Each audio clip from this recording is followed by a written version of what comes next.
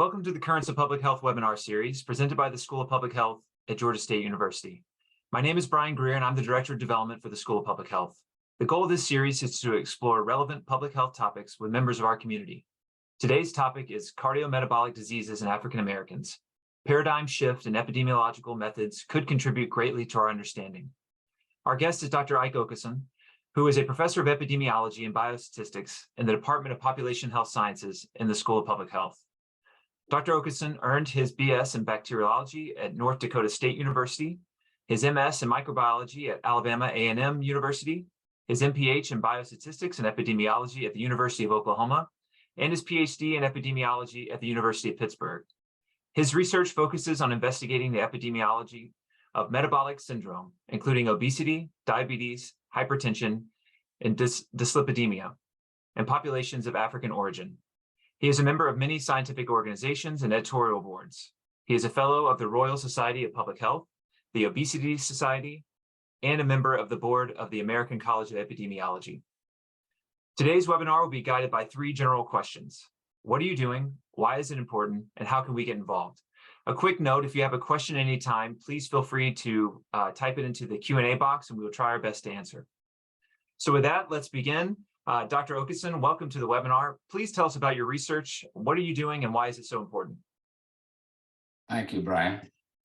Let me begin by telling you what I do by making a statement that cardiometabolic diseases has become an emerging major public health problem worldwide, not only in developed countries, but also many developing countries.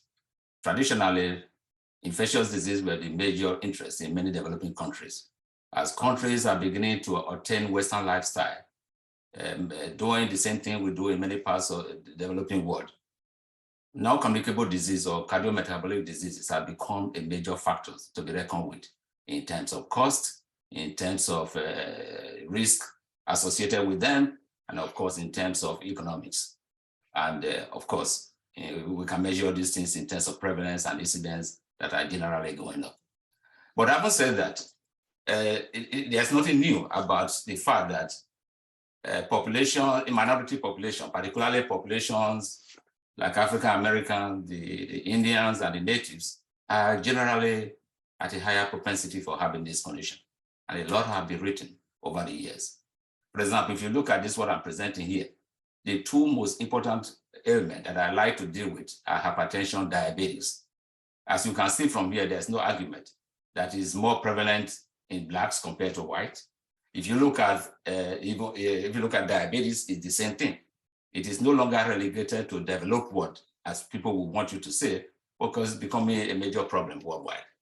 But interestingly, over the years, you will notice that West Africa, or if you look at this, what I'm showing here, that the prevalence of this disorder, particularly diabetes or body mass index, if you want to measure it in terms of obesity, tend to be very low in West Africa compared to what it is in this part of the world. But even more importantly, you will observe, why is this so low? Stated differently, why is this so high among populations of African descent, in this case, African Americans? Over the years, we have actually done a lot of work to compare and contrast. Why is it this population of the same genetic origin, those in Africa, those in the Caribbean, and those in the United States, are completely different in terms of prevalence or the commonality of this disease in this population? Understanding that differences has been my preoccupation in the last 25 years as I practice epidemiology. This work was done some years ago where we actually compared, in this case, for example, hypertension in populations of African origin that are living in contrasting risk environment. For example, in this map, you can see here, the prevalence tend to increase as you move from Africa to the United States. So my paradigm, my thinking therefore is, the best way to really understand this disorder or these disorders is to look at people of the same genetic origin, living in contrasting risk environment, to have a good understanding why there's a high propensity for this condition in African American population. So over the years, that is basically what we do. if you look at contemporary publications, it's always comparing white and black, comparing white and black. But you can see comparing black and white in the same environment has a lot of problems, particularly in terms of measurements, the ability to adjust for potential confounder. So our paradigm is therefore, the best way to understand the epidemiology of these diseases is to compare the risk environments across different parts of the world. So the argument to be made why it is very important to compare African Americans with other Africans, particularly Africans in the diaspora, or Africans, when I say Africans in the diaspora, I mean those who are here, those in Africa, is to look at the evolutionary history of the disease. As I said earlier, diabetes, hypertension, they are relatively very uncommon, particularly in rural Africa. As we begin to move into the new world, the number goes up. Now, if you want therefore to compare, why is it so low in Africa? Arguably, you know the life of conditions of life are completely different. So comparing population of the same genetic history that are living in contrasting environment will give us another window to understand the epidemiology of these diseases rather than just comparing black and white. So over the years, what I have always done, or what I continue to do, is to recruit people from all over the world, particularly the root of the diaspora in Africa, and then look at what is happening there in terms of risk environment, compare them with what is happening here, so that we can have a good understanding of the evolutionary history of these diseases as we move from the old world to the new world. This map here is to display there's no argument whatsoever. There's a genetic relatedness or relationship between Africans that live in West Africa and those that live here. This one depicts what happened during the slave trade, and many of the Africans that live in the United States, for example, significant number of them came from sub-Saharan Africa. So the argument, therefore, to use them as a way of comparison about what is happening there and what is happening here in terms of this metabolic condition is has been debated for a long time, and it's almost become an accepted principle. There's no argument, therefore, that they are related. This is a study that was done some years ago to actually look at the proportion of African Americans who actually have African ancestry. As you can see here, there's no argument whatsoever. If you compare Africa based on genome-wide study or X chromosome study, you can notice that the high percentage represent the truth that they are really significantly related, and there is no argument whatsoever for that. So what I'm saying in essence, therefore, understanding the epidemiology of these diseases in populations here require us to understand it better if we compare and contrast everything that's happening there with those that are happening here. It's almost like holding genetics constant so that we can actually look at the role of environment or the environment play in these diseases in population of the same genetic stock. In other words, it always actually allows us to distillate how risk environment play in perpetuating these diseases as Africans live in many parts of the world. Now, there are Africans that live in many parts of the world. Some of them live in Africa, some will live in the Caribbean, and some live in the United States. In the 90s, what we actually did was to actually do a very important comparative study to understand the evolution of these diseases. And it was a mind-blowing because it basically gave us a good understanding of how these diseases change as you move from high-risk environment to risk environment. So over the years, that is the type of study that I do. Now, the dimension that I'm taking now as I'm moving along is to look at this disease in a more broad-based format by using contemporary multidimensional approach, whereby we want to look at how these diseases change and emanate by looking at them from a more multi-level, multi-domain approach. And this one is very critical because if you really want to understand the disease in a more holistic fashion, it is imperative that we look at the sum total of everything in the environment, from individual level to personal level or community level, or even society level, to understand why certain population, particularly population of African descent, tend to be highly propensed to these diseases compared to other populations. In the recent time also, I'm beginning to move the envelope to look at the epigenetic of these diseases. We believe we can really understand these diseases again through immigrant lens. What do I mean by that? Africans that live in the US, there are different types of Africans that live in the US. Those new immigrants that are just coming in with fewer risk factors. And I am sure you understand that when Africans come to the United States, they have very few risk factors. And then you heard the concept of immigrant health advantage.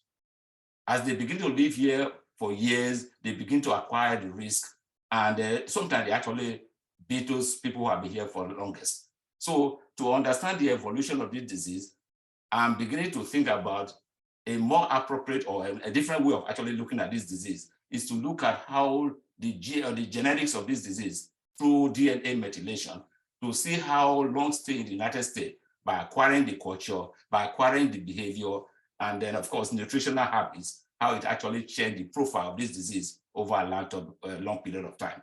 So by so doing, we can understand why Africans that came here in the 1600s with fewer risk factors, and after subsequent so many years in the environment or in the new world, they are developing all these risks. So immigrant health is the type of study that I'm beginning to do in recent time, but through the modality of epigenetics, because epigenetics which actually help us to understand the evolutionary history of this disease. For example, the study that I'm doing now, that I'm working with some group of people in Africa, is to look at how DNA methylation profile of newly arrived and long-term US resident Nigerians and those who were born, they are born children in this place, and of course, comparing them with those in Africa, how they change over a long period of time. Because that will also help us to understand the dynamics of acculturation, because this is very critical as people begin to acquire this risk as they move from the new world or from the old world to the new world. Another thing that I'm also doing now is that there's another school of thought that most of the things we eat, it can be driven, or you can actually understand it through what they call microbiome. These are microscopic organisms that are normal flora of the human body. The type of food you eat is going to change their diversity, their chemistry, and everything else. Now, what I'm also interested in is to understand the dynamics of this microbiome as new Africans come into the United States and over an extended period of time. That will also help us to understand from an evolutionary point of view how nutrition change people with a few very low risk condition to a very high condition after a long period of time. So what am I saying in essence? What I'm doing right now is very collaborative. I have a group of people in Africa, particularly in Nigeria, in Ghana. We set up a group, and what do? We are interested in beginning to unravel the evolutionary history of this disease through collaborative process, using socio-cultural framework, whereby we look at the culture, the way of the life of the people where they live, using epidemiological principle to give us a thorough picture about the epidemiology of these diseases in population of West African origin. If I have not said it long enough, these diseases are relatively very few, or the risk is high, but the prevalence is very low in African rural area. As they begin to move into the cities, while the Western lifestyle, as they begin to move into the new world, the risk completely magnify itself in the magnitude of 4 to 10% higher than it is where they come from. So what I'm also building into my study right now is to take advantage of the new technology, particularly large data computational epidemiological method, allow us to take information from the molecular level at the DNA level, DNA methylation level, and marry it with all types of information from the macro level, environmental level, so that we can begin to understand how the environment where we live actually change the epidemiology of these diseases in a population of the same origin, with the same genetic stock as they move from the old world to the new world. I'm doing this through the lenses of working with a lot of people in Africa, trying to introduce my students to begin to look at this disease in a more robust and a new technology-driven method.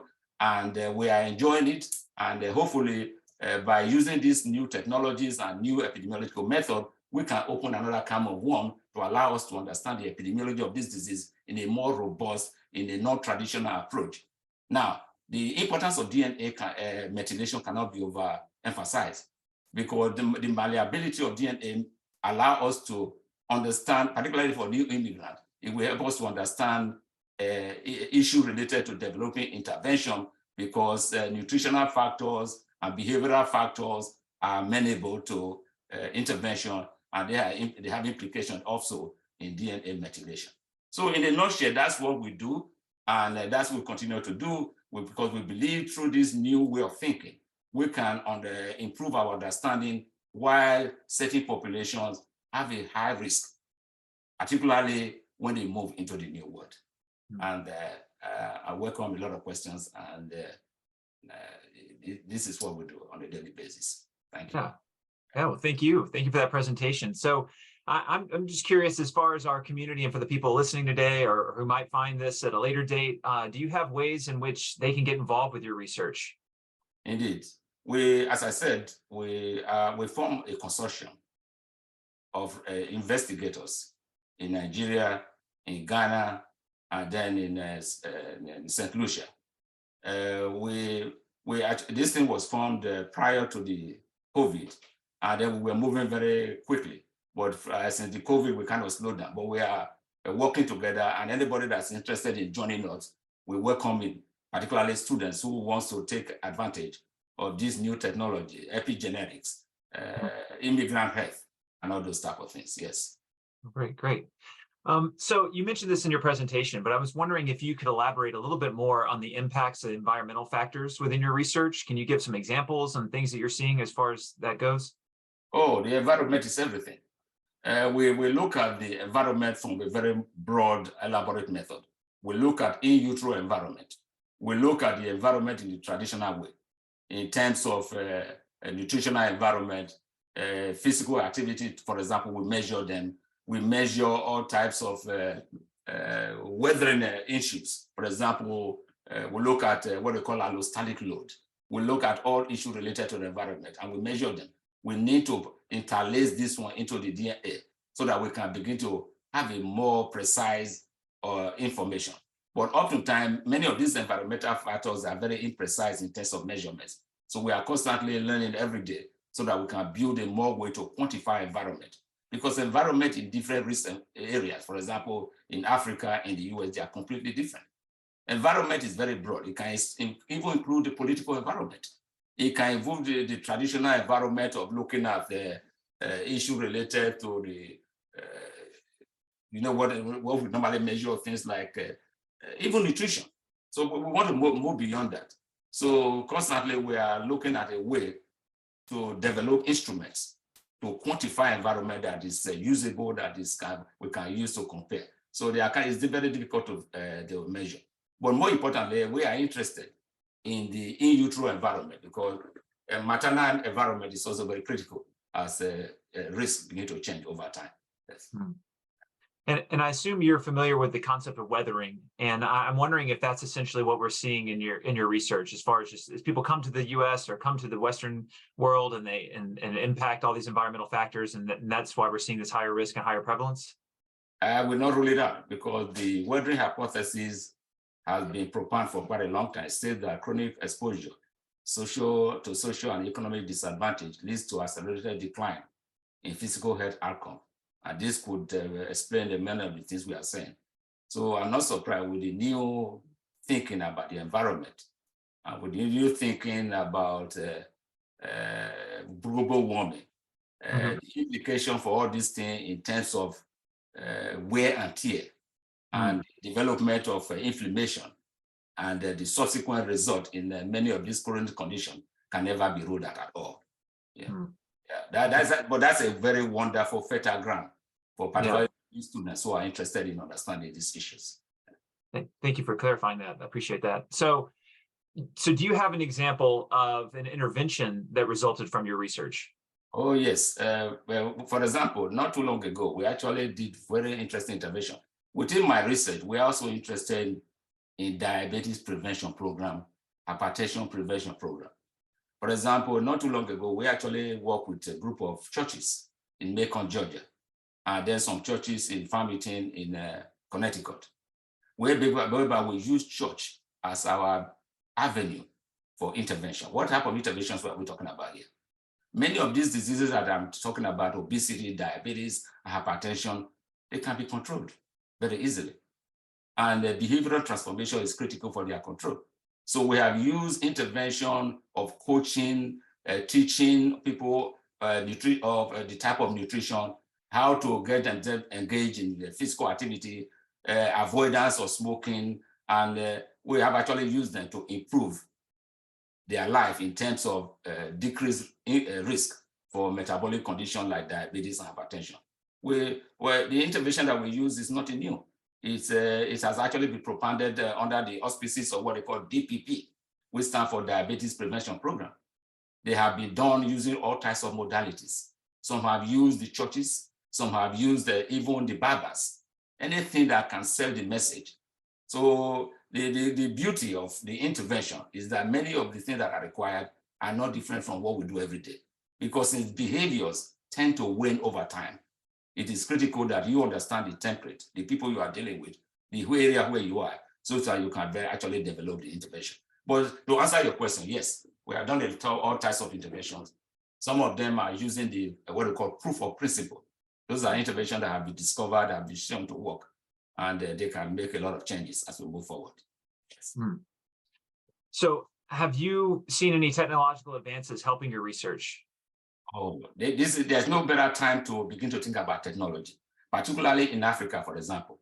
One of the heaviest and the growest technologies that can improve what we do is the new technology of telephones. Africa actually has become the area where the communication and telephone technology is booming more than any other part of the world. So many of the interventions like that we can do, where you have to go to the doctor to do all this type of thing, it's important.